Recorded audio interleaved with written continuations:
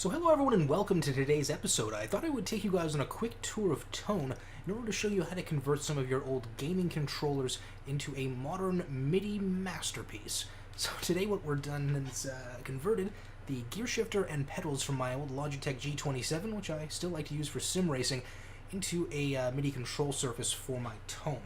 So what we're going to be using is Amplitude 4. Now this is a Soldano amp, and we have the different switches on the front being used to convert from this gear shifter here. So, as you can see, if we throw it upwards, we can throw on our overdrive tone, we can throw on clean or crunch, and we can also turn on bright and normal. So, we'll throw on a bit of distortion here.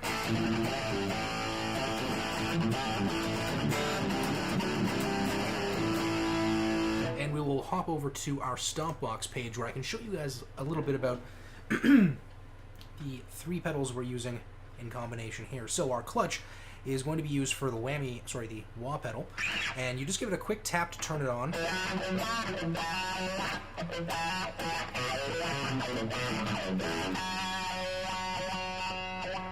And in the top range of the pedal, just that little bit at the end, will be used to manipulate the sound, and then just a quick tap to turn it off. Brake pedal.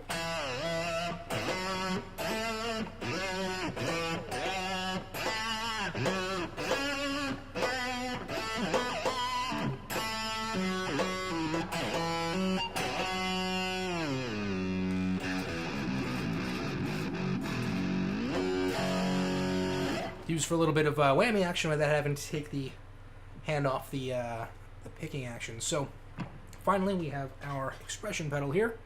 And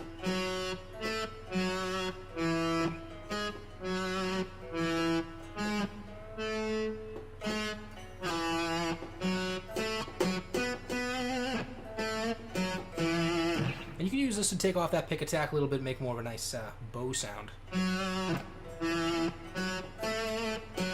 And like the trick with any expression pedal, you got to make sure to hit that note ahead of time and then bring it in on beat. So that's basically just a little overview of how we have it set up. Now we're using GlovePi primarily to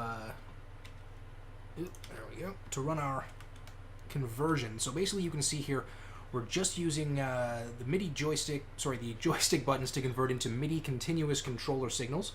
We then route those into midi-ox through MIDI yoke, and finally out to loop MIDI. Now this is essentially an overly complicated way of converting our 64-bit MIDI signals from the 32-bit MIDI signals so that it can be interpreted by Amplitude 4. Now this is not a step you have to do on older versions like Amplitude 3, but because Amplitude 4 is fully 64-bit, it'll give you the best tone, but you're also going to have to modernize some of your control surfaces in order to make sure they can be read properly. So anyway, thanks for taking the time to tune into this episode, guys. If you have any questions, definitely leave them below, and I'll try to help you out if this is something you're looking to set up as well. And once again, thanks for taking the time to tune into today's episode. Have a good one.